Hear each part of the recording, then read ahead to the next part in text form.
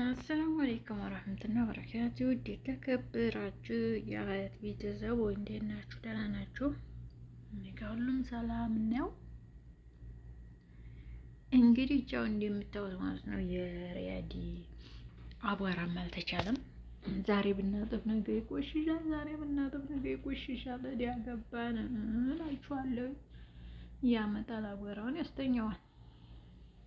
እና እንግዲህ ዛሬ የመጣሁበት ማለት ነው ሱመያ መልስ ሰጥታለች ማለት ነው። ልጁ ሰይዲ ጉድ እኮ ነው። ወረ ዘንድሮ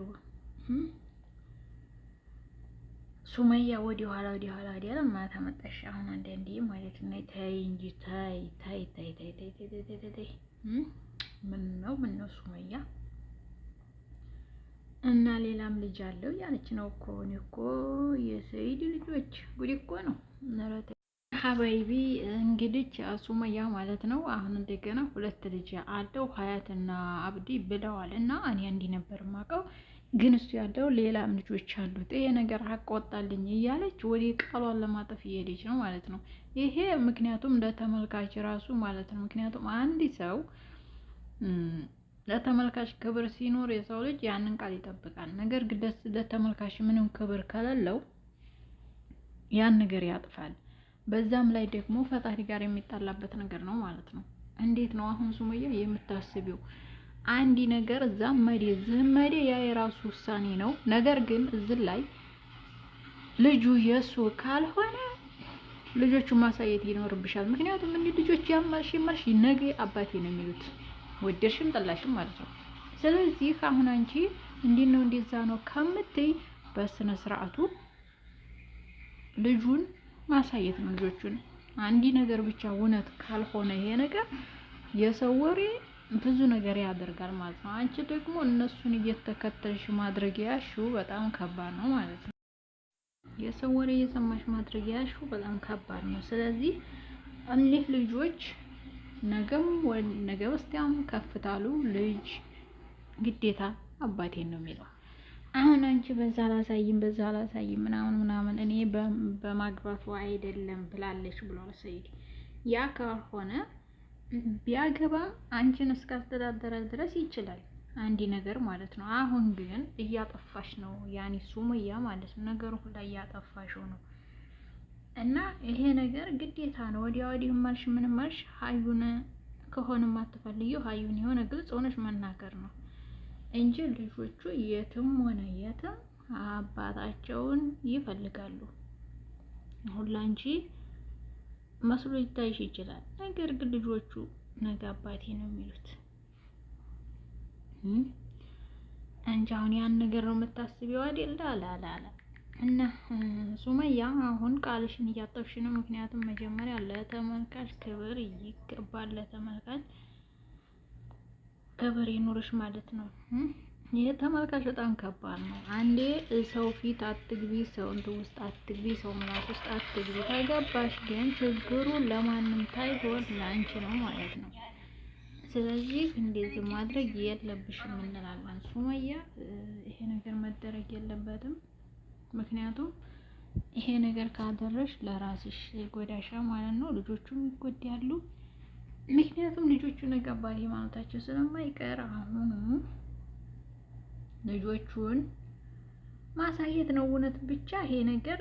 እንደገና ደግሞ ሌላም ልጅ አለው ብለሽ ለእንትን ወሬ ቃል ለማጠፍ ማለት ነው። ይሄ አይሰካም። ምክንያቱም አንዴ ቃል ገብተሻል። አንዴ ቃል ከገባሽ ቃልሽን ማጠፍ ወዲህ ማለት አይቻልም። ምክንያቱም ነገ ለአኺራሽ ይሄ ዱንያ ነው። ዱንያ ላይ እንትን ብትይ ነገ እንትን ማለቱ ስለማይቀር ይሄን ማድረግ የለብሽም። በእንትኑ ተቀብለሽ በሐቁ ተቀብለሽ እንትን ማለት አለብሽ እንጂ እንደማይሆን ነገር ማድረግ ምን ማለት ነው? እና ባይቢ እስኪ እናንተ ምን ትላላችሁ? እናንተ ምን ትላላችሁ? እኔ የምለው ነገር ቢኖረኝ ያው ቃላት ጠፊ ነው።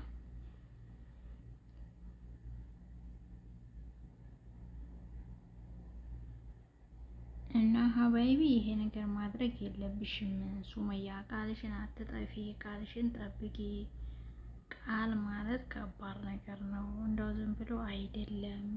እና የማይሆን ነገር ማድረግ ደግሞ በጣም ያስጠላል ሀቂቃ ማለት ነው። አንዳንዴ የምናደርጋቸው ነገሮች ስናወራ ይቀልናል፣ በኋላ ግን እውነተኛው ላይ ሲወጣ የሆነ የምንሸሸው ነገሮች በጣም ያኔ ተተመልካችም ተሁሉም ማለት ነው።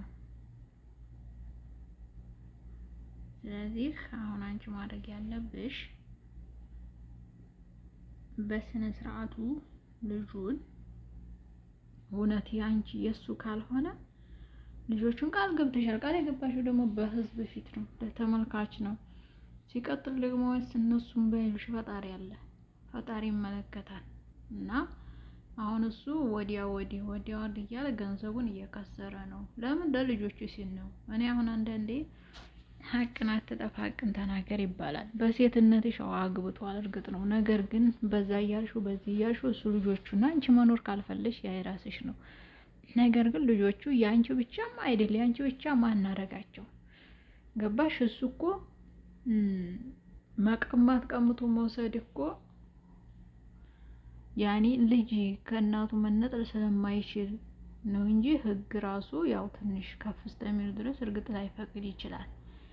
ያም ነገር ግን እኔ ያሳድጋለሁ ብሎ ካለ ይችላል፣ በስነ ስርዓት የሚያሳድግ ከሆነ። ግን አንቺ የምታስቢው ሌላ ነው። በቃ አላማሽ ታይ።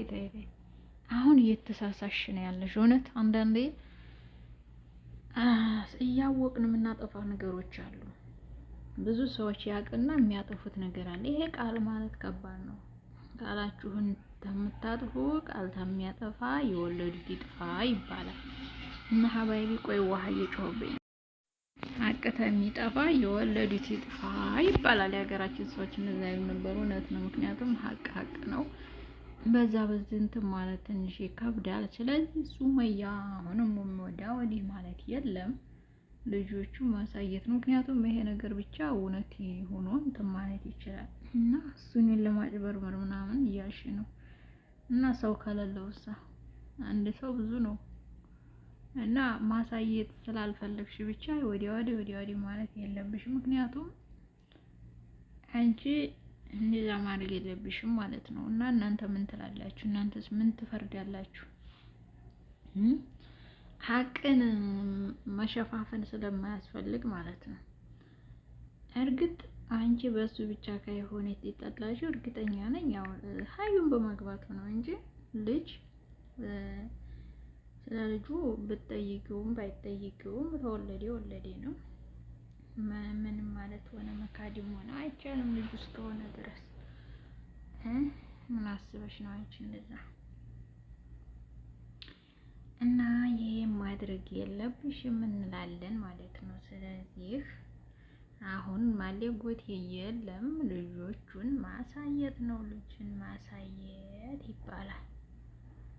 ልጅ ታሳያለሽ፣ እኛ ደግሞ ተመልካቾች እናመሰግንሻለን ማለት ነው።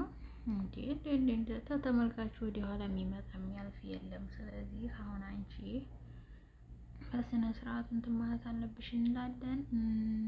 ሌላ ወዲህ ማለት የለም።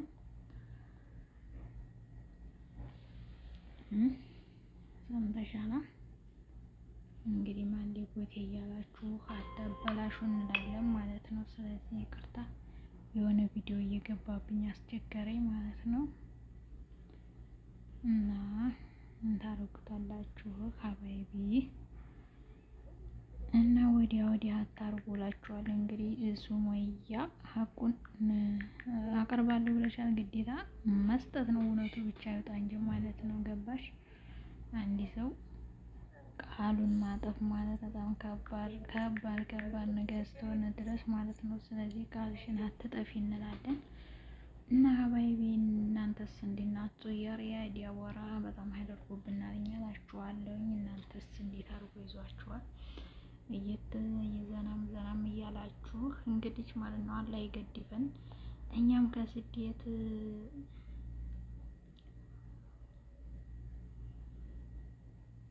ከስደት እንግዲህ ፈጣሪ ያውጣን እያላችሁ ዱአ አድርጉላችኋለሁ። ካባይቢ በዱአ እንበርታ እንበርታ እላለሁ።